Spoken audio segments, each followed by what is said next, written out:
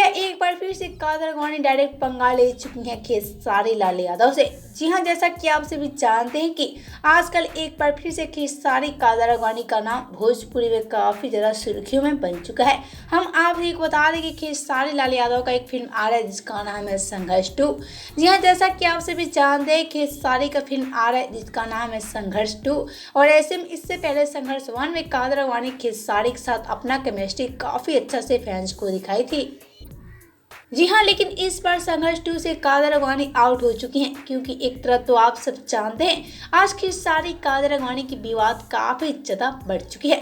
जी हाँ, आजकल खेसारी कादर अडवाणी एक दूसरे को देखना तक नहीं चाहते हैं, तो कैसे ये दोनों एक दूसरे के साथ कोई फिल्में कर सकते हैं।